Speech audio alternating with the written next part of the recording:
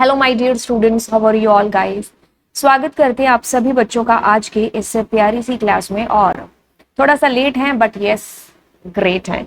तो हम लोग यहाँ से किस्सा और कहानी शुरू कर चुके हैं जी, आप लोगों के गेटिंग स्टार्टेड विद पाइथन। तो मैं आप लोगों का चैप्टर 5 शुरू कर रही हूँ और ये है जी क्लास 11th कंप्यूटर साइंस का। आप सोच रहे होंगे कि 1 to 4 चैप्टर का क्या सारी चीजें पहले मैं डिटेल में बताती हूँ, क्योंकि आज हमारी ये लाइन बाय लाइन एनसीईआरटी की पहली कक्षा है। देखिए क्या बात है कि भाई आपका जो सिलेबस है कौन सा, चाहे आप किसी भी सिलेबस की बात कर लो। अगर आप बिहार के लिए प्रिपरेशन कर रहे हो, बीपीएससी के लिए, आप एनवीएस के लिए प्रिपरेशन कर रहे हो, आप ईएमआरएस के लिए प्रिपरेशन कर रहे हो, तो आप लोगों का सिलेबस जो हमारे सब्जेक्ट का है वो डिट्टो सेम है। ठीक है, ये रहा हमारा ईएमआरएस का सिलेबस, मैंने खैर निकाल रखा है। ओके अब ये सेम की बात कुछ इस तरीके से है क्योंकि ये सारा आपका एनसीईआरटी से बेस्ड है, तो मैं आपको एनसीईआरटी लाइन बाय लाइन करा रही हूँ।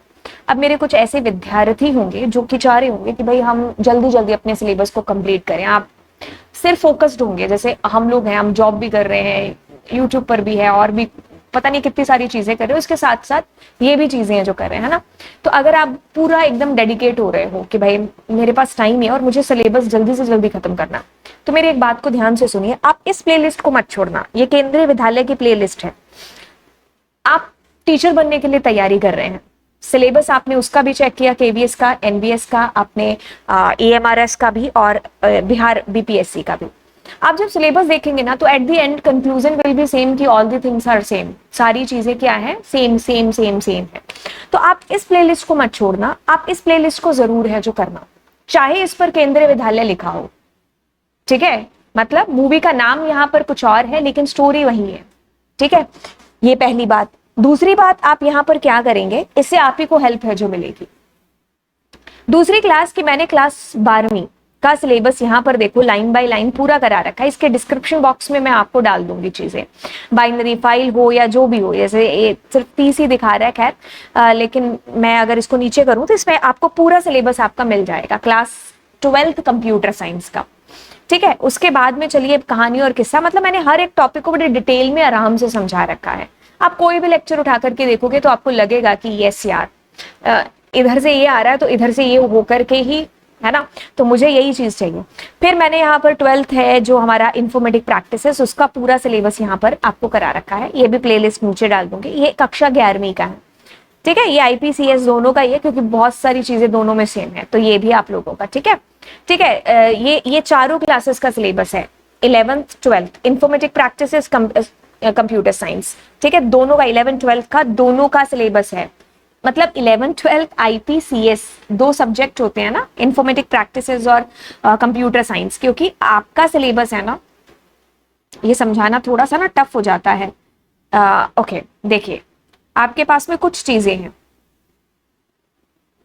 ठीक है, ये 4 क्लासेस हैं, 11th 11th 12th 12th।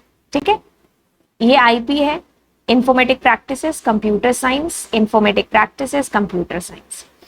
आपका सिलेबस है ना वो इन 4 किताबों से आएगा। मतलब ये 4 किताबें आपके सिलेबस में दे रखी हैं एनसीईआरटी की। इनमें बहुत हद तक चीजें सेम भी हैं। ठीक है, तो जो सेम होंगी चीजें वो मैं आपको बताती जाऊंगी, राइट। और इन चारों की प्लेलिस्ट आपको यहां पर मिलेगी, आईपीसीएस की, आईपीसीएस, ये आईपी 12th, ये कंप्यूटर साइंस 12th, और ये पूरा का पूरा केवीएस पीजीटी का जो हमारा प्लेलिस्ट था। ठीक है, ओके। और अब मैं आपको क्या करा रही हूं, अब यहां पर मैं आपको getting started with Python chapter 5 करा रही हूं आपकी एनसीईआरटी का। तो आप वहां से भी पढ़ सकते हो, यहां से आपके लिए हेल्प मिल जाएगी, क्योंकि मैंने सेम पीपीटी से पढ़ाने की बजाय आई थॉट कि मैं आपको जो है एनसीईआरटी से पढ़ाऊं अभी लाइन बाय लाइन चीजें। ठीक है, तो आपका देखिए एनसीईआरटी में जो पहला चैप्टर है, अगर आपको इधर दिखाई भी दे रहा होगा, तो ये बेसिक्स कंप्यूटर सिस्टम है, ये हमारा हो जाएगा हम अगर इसको लास्ट में भी करेंगे तो।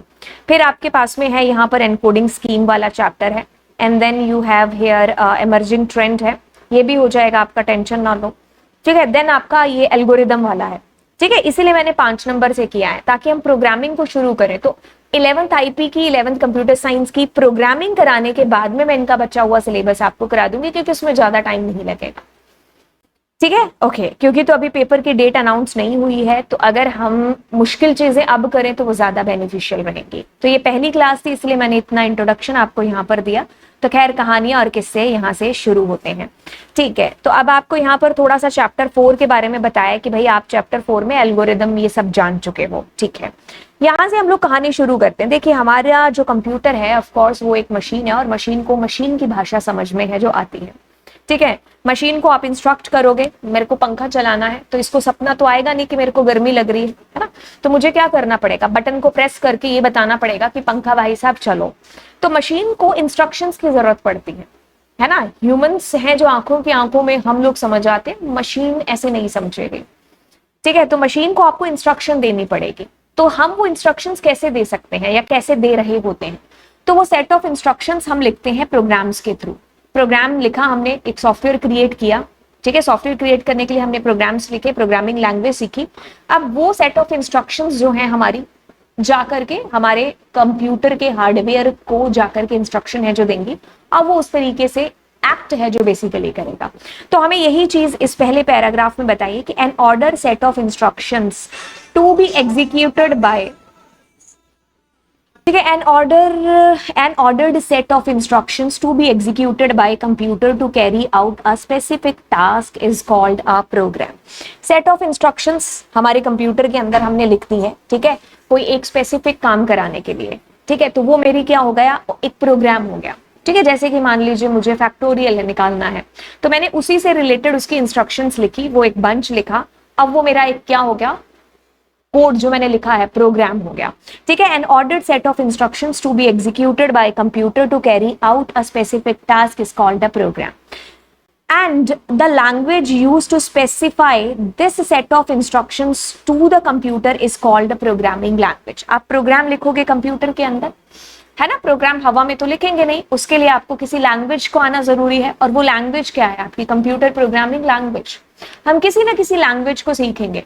ऐसी बात नहीं है कि मुझे अगर फैक्टोरियल निकालना है तो मुझे सी ही सीखनी पड़ेगी या C++। आप एक स्पेसिफिक प्रॉब्लम है जो आपकी आपको फैक्टोरियल बनाना है, तो इसके लिए आप अलग अलग लैंग्वेजेस के थ्रू भी हैं वो चीज कर सकते हैं। तो वही हमारी लैंग्वेज यहाँ पर बोली जा रही है कि मुझे अगर एक प्रोग्राम बनाना है तो मैं उसके लिए किसी ना किसी एक प्रोग्रामिंग लैंग्वेज है जिसको जरूर है जो सीखूंगी।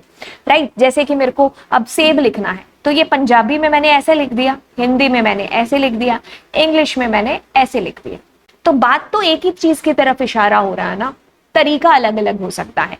अब ये कहता है कि as we know that computer understand language 0 और 1। हमें ये भी चीज पता है कि हम अपनी जो कंप्यूटर है उसके अंदर इस लैंग्वेज को, प्रोग्रामिंग लैंग्वेज को लिख करके उसको इंस्ट्रक्शन दे रहे हैं, बट हमारा कंप्यूटर तो समझता है मशीन लैंग्वेज, क्योंकि कंप्यूटर में एक ही लैंग्वेज चलती है 0-1। ठीक है, क्योंकि कंप्यूटर मशीन है, उसको दो ही चीजें समझ में आती, या तो ऑन हो जाए या ऑफ हो जाए। तो सिग्नल ऑन ऑफ से वो चीजें समझ पाता है। तो 0-1 लैंग्वेज हमारे कंप्यूटर में चलती है, जिसको आप low level language, machine language या बाइनरी लैंग्वेज के नाम से है जो जानते हैं। अब बेसिकली क्या होता है कि भाई हम इस लैंग्वेज को तो नहीं समझ सकते। ठीक है, समझने की बात ऐसे है कि भाई इतने हम जीनियस नहीं है कि हम 0-1 लैंग्वेज को सीखने के लिए बैठे, और भी काम है हमारे पास, है ना। ये MRS का पेपर जिसकी तैयारी करनी है, MBS का पेपर तैयारी करनी है ना। ओके, तो कहानियां किससे कुछ ऐसे कहते हैं कि कंप्यूटर की भाषा तो हम नहीं सीख सकते, लेकिन हमने कुछ ऐसा यहाँ पर एक कहते हैं ना कि वो आवश्यकता आविष्कार की जननी होती है। तो आपको यहाँ पर नीड महसूस होती है कि भाई अब हमें कुछ ऐसा करना होगा, और वही ऐसा करना हमें यहाँ पर करवाता है कि आप जो ह्यूमन के लिए डिफिकल्ट हो गई लैंग्वेज 0-1 की, तो आप और मैं यहाँ पर लैंग्वेजेस का आविष्कार करते हैं, जैसे कि Python, C++, visual basic, PHP, जावा, ऐसी लैंग्वेजेस हम लोग बनाते हैं। ठीक है, हम इन लैंग्वेजेस को सीखते हैं, इन लैंग्वेजेस के थ्रू हम अपने कंप्यूटर्स को इंस्ट्रक्शन दे रहे होते हैं। बेशक हमारे कंप्यूटर को भी ये लैंग्वेजेस समझ में नहीं आती, ये सिर्फ हमें आती है। अब ऐसी बात है कि हम है ह्यूमन, हमारी कंप्यूटर है मशीन, हमें हमारी लैंग्वेजेस आती हैं, इसको इसकी आती है। तो ऐसे में हम लोग क्या करेंगे, बीच में एक सॉल्यूशन लेकर के आएंगे कि आपकी जो हाई लेवल लैंग्वेजेस होंगी वो आपके कंपाइलर इंटरप्रेटर के थ्रू कन्वर्ट हो रही होंगी कंप्यूटर के समझने वाली भाषा के अंदर, और यहीं से दो नई टर्म्स आपके सामने निकल करके आती हैं, कंपाइलर इंटरप्रेटर। ये कहानी क्या कहती है, इसको थोड़ा लाइन बाय लाइन पढ़ते हैं। पूरा पैराग्राफ आपको इसी चीज की तरफ इशारा कर रहा था। खैर मैं इसको दोबारा से पढ़ के आपको कुछ बताऊंगी। आपको लगता है कि आपको इसमें कुछ और नई चीज ऐसी ऐड करनी चाहिए जो मैंने नहीं की है, तो बिल्कुल कमेंट सेक्शन यहाँ पर फ्री है, आप अपने विचारों को प्रकट कर सकते हैं। As we know that the computer understand the language which is 0 and 1, जो कि आपकी मशीन लेवल लैंग्वेज है और लो लेवल लैंग्वेज कहलाई जाती है। However, it is difficult for humans to write or comprehend instructions using 0 and 1. So this led to the advent of high-level languages जैसे Python, C++, Visual Basic, PHP, Java, Interpret, Java that are easier to manage by human but are not directly understood by the computer। तो वही कहानी और वही किस्सा जो कि अभी इतनी देर से मैं आपको दोहरा रही थी, कंप्यूटर की भाषा हम नहीं समझ सकते और हमारी भाषा कंप्यूटर नहीं समझ सकता। तो हमने यहाँ पर लैंग्वेजेस को सीखा या बनाया कह सकते हो, जैसे पाइथन, जावा, C++, रूबी, ऐसी लैंग्वेजेस हमने बनाई। हम इन लैंग्वेजेस को सीखते हैं, हमारा कंप्यूटर बाइनरी को समझता है। अब हम जब इस लैंग्वेजेस के अंदर अपने कोड को लिखेंगे तो वो कंपाइलर इंटरप्रेटर के थ्रू उस कंप्यूटर के समझने वाली भाषा के अंदर कन्वर्ट हो जाएंगी। बातें किससे कुछ कहानियां आगे चलते हैं। कहता है कि program written in high level language is called source code। आपका सोर्स कोड जो कि आपने एक कोड लिखा है, जैसे कि फॉर एग्जांपल ये एक कोड जो कि मैंने लिखा हुआ है, ये पाइथन के अंदर लिखा है, ये हमारा सोर्स कोड हो गया। ठीक है, that is your source code. Super duper cool. कहता है कि ठीक है, आपने आप अपने चैप्टर 1 के अंदर, जो कि मैं आपको यहाँ पर भी बताऊंगी, आपने कंपाइलर इंटरप्रेटर 2 सुना था कि भाई translate the source code into machine code. ठीक है, ये मैं आपको बताती हूँ कि भाई कंपाइलर, सीधी सी भाषा में अगर मैं कहूँ ना, कंपाइलर क्या करता है, पूरे होल कोड को आपके कन्वर्ट कर देता है, और जो इंटरप्रेटर होता है ना, वो लाइन बाय लाइन कोड को कन्वर्ट करता है।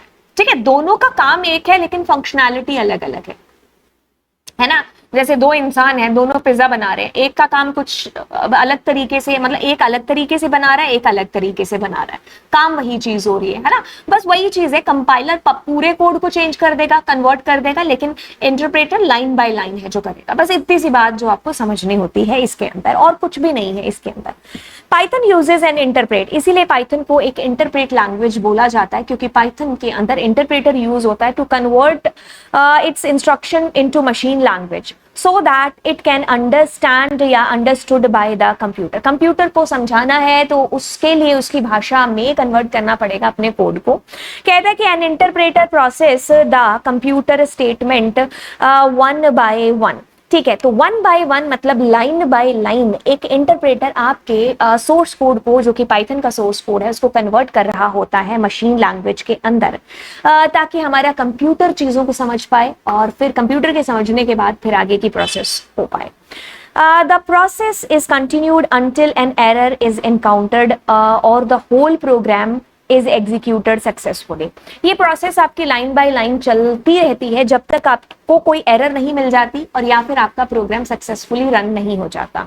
जैसे कि अगर मैं आपको इसका एक एग्जांपल दूं, लेट सपोज कि मैंने यहाँ पर प्रिंट का जो है यहाँ पर ऐसे ये लगा दिया। अब देखिए, चलो ये ना लगा करके, चलो ये पहले लगा ही देते हैं।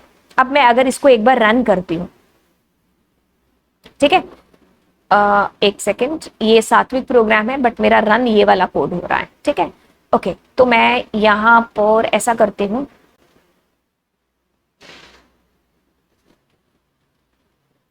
ठीक है। अब देखो क्या चीज है, मैंने जब इसको रन किया तो मेरे को देखो ये एक रन टाइम एरर आ गई। क्यों मेरे को यहाँ पर बेसिकली क्या कह रहा है कि भाई आप ए को ऐसे चेंज नहीं कर सकते। खैर वो एक किस्सा अलग है जो मैंने प्रोग्राम के अंदर किया, बट मैं आपको ये चीज कहना चाहती हूँ कि यहाँ पर देखो 20 और 20 भी प्रिंट हुआ है, क्योंकि Python is a interpret language. तो लाइन बाय लाइन चलती गई लाइनें, लेकिन जहां पर आप एरर से मिले वहां पर खड़ा हो गया वो कि भाई यहाँ पर एरर आ रही है। पहले ये 20 और 20 आपके प्रिंट हो गए, लेकिन फिर एरर आ गई, फिर वहां मतलब लाइन बाय लाइन। ठीक है, पहली लाइन चली, ओके, आउटपुट आ गया, दूसरी लाइन, तीसरी लाइन में एरर आ गई, ये वहीं पर खड़ा हो जाएगा। ठीक है, तो ऐसे ये चलता रहता है। नेक्स्ट आपके पास में है, बेसिकली कहने का मतलब कि आपका लाइन बाय लाइन चलता जाएगा, जहां पर एरर आ गई वहां रुक गया, और अगर नहीं आई तो फिर पूरा कोड आपका सक्सेसफुली रन हो जाएगा। In both the cases program execution will stop, दोनों में स्टॉप हो जाएगी। अगर आपको एरर आ गई तो भी स्टॉप हो गया, और अगर आपका प्रोग्राम सक्सेसफुली रन है तो स्टॉप होना ही है। On the contrary, compiler translate the entire source code as a whole into the object. अगर हम कंपाइलर की बात करते तो वो सारा इंटायर कोड आपका एक ही बार में है जो सोर्स कोड में कन्वर्ट कर रहा होता। After scanning the whole program it generates error message, मतलब पूरा प्रोग्राम एग्जीक्यूट करने के बाद में आपके पास में एक मैसेज आता है कि भाई इस प्रोग्राम में ये दिक्कतें हैं। ओके, तो ये हमारे पहले पेज की कहानी थी जो मैंने आपको यहाँ पर एक्सप्लेन कर दी है। अब अगली क्लास में मैं आपको फीचर्स ऑफ पाइथन है जो बेसिकली बता रही होंगी। छोटे छोटे वीडियोस के रूप में मैं आपको 20-20 मिनट के या 35 या 30 मिनट्स के लेक्चर्स के अंदर आपको चीजें बताऊंगी। इस सेशन के दौरान जितनी भी, मतलब 20 से 30 मिनट के अंदर जितना हमारा कंप्लीट हुआ उतना, फिर उसके बाद नेक्स्ट लेक्चर आपका आ जाएगा। ठीक है, एक भी चीज मैं आपकी यहाँ पर नहीं है जो छोड़ूंगी इस लाइन बाय लाइन के अंदर। वैसे हाँ, ये हमारा नया ही टॉपिक है जो बिल्कुल स्टार्ट हो जाएगा। तो फीचर्स के बाद में मैं आपको वर्किंग विद पाइथन है जो स्टार्ट कराऊंगी। तो चलिए फिर चलते हैं और मिलते हैं आपको नेक्स्ट क्लास के अंदर। Thank you so much and do subscribe the channel guys. Bye.